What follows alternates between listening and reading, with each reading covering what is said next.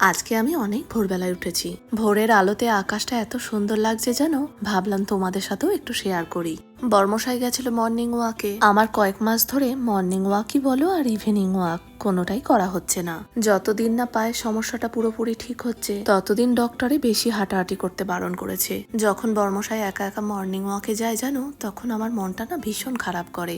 একসাথে দুজনে গল্প করতে করতে অনেক দূর চলে যেতাম, আবার বেশ কিছুক্ষণ গঙ্গার ধারে বসে সময়ও কাটাতাম জানো। সেই ভোরবেলার সময়টাকে না ভীষণ মিস করি আমি।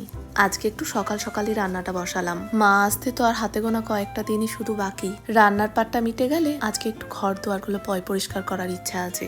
ছোটবেলায় মাকে দেখতাম অফিস সামলানোর পরও ঠিক মহালয়ের আগে ঘর দুয়ার সব ডিপ ক্লিন করে ফেলতো। আমিও জানো পরিষ্কার করে সুন্দর করে গোছগাছ করে রাখাটা আমার মায়ের কাছ থেকেই শিখেছি।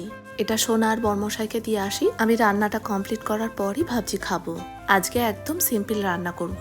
উচ্ছে ভাজা, টমেটো দিয়ে ডাল, আর ছোট যে মাছগুলো এনেছে সেগুলোর একটু চচ্চড়ি করব।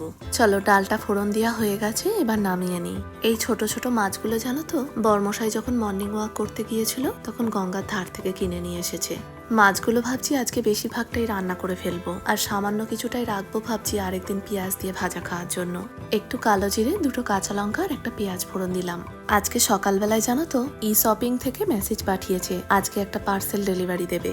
গতকালকে যে পার্সেলটা এসেছে সেটা আমার রান্নাঘরের জন্য ভীষণ প্রয়োজন ছিল, আর আজকের পার্সেলটা আমার সোনার ভীষণ একটা প্রয়োজনীয় পার্সেল। কটা দিন ধরেই আমার সোনা বলছে জানো একটা বুক সেলফের অর্ডার দিতে। চোখে পড়ার মতন একটাও ভালো দেখছিলাম না। অনেক কটা বুক সেলফ দেখার পর যেটা অর্ডার করেছি সেটা সব দিক থেকেই ভারী সুন্দর দেখলাম। ওটাই আজ ডেলিভারি দেবে।